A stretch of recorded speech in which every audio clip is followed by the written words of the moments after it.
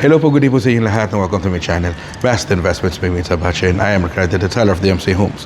So today, tara samahan nyo ako at itutur ko kayo sa aming 2-bedroom unit na 56 square meters dito po kay Sonora Garden Residences. Okay po.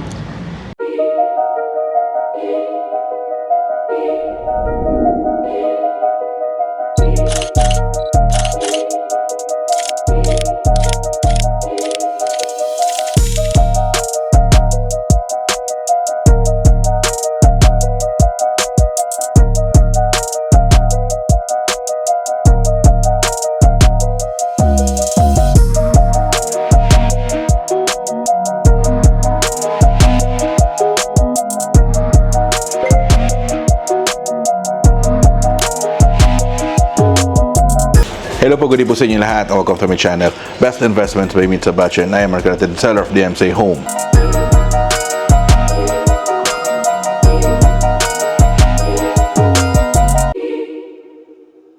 Hello po, so kamusta po kayo? So I hope napanood din nyo yung video ko dun sa 3-bedroom unit natin and yung tour natin dito kay Sonora. So for this video, I will show you one of the available units natin dito sa kay Sonora. So this unit is located on the 17th floor.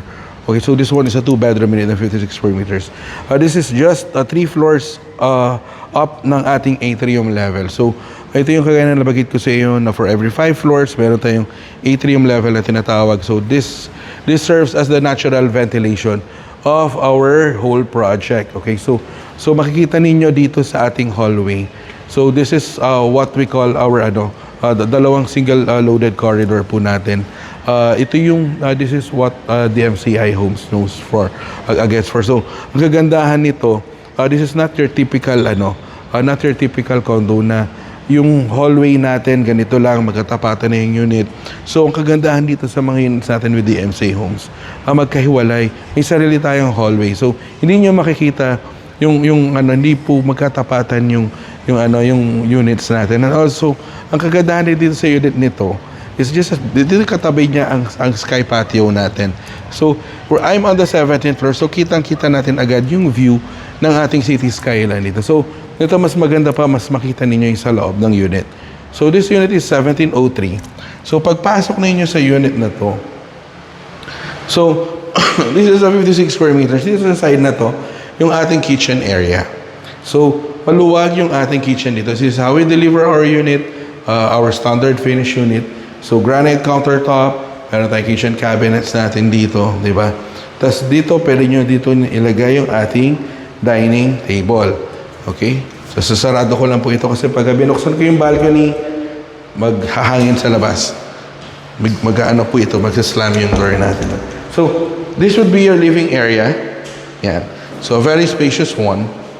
So dito po, yung ating toilet and bath. Okay? So standard finish, kasama ni fittings and features natin again. Wala lang shower and closure. Diba? Yan po ang aming standard finish dito sa ating mga toilet and baths natin. Okay po?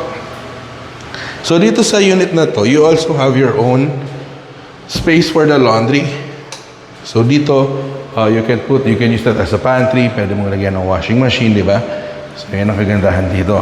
So now we go excuse me po. So this is the second bedroom. So dito po, window type ang air conditioning natin dito. Okay?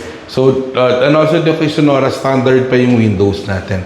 Not unlike yung mga projects natin sa Manila na mas malaki na ang windows natin.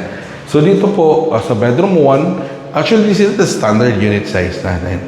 Okay, so dito yung flooring natin, vinyl wooden planks, and then standard finish ng coating natin sa walls and ceiling natin.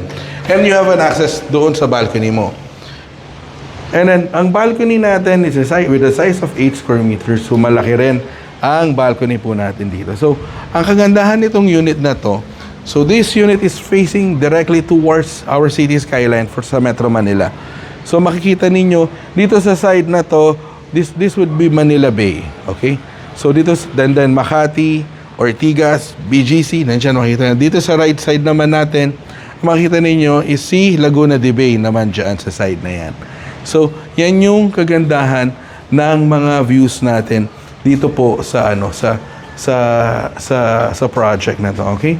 So, I guess that's it. That concludes my tour here for our unit po, actual unit natin dito po kay Sonora Garden Residences. Ngayon, if you want to know more about this project, nandiyan yung numbers ko, naka-flash sa screen, you may contact me anytime. Through Viber, through WeChat, through Facebook Messenger to WhatsApp. Pwede tayo mag-schedule ng online presentation via Zoom. Pwede tayo mag-schedule ng site viewing. Pwede ko kayo dalhin dito sa napakagandang project na to, okay? So again, thank you very much for watching po. And please don't forget to hit the subscribe button and the notification bell para every time na nag-upload ako ng bagong video kay YouTube, ay mananotify kayo. So thank you for watching po. God bless po. Stay safe po. Bye-bye po.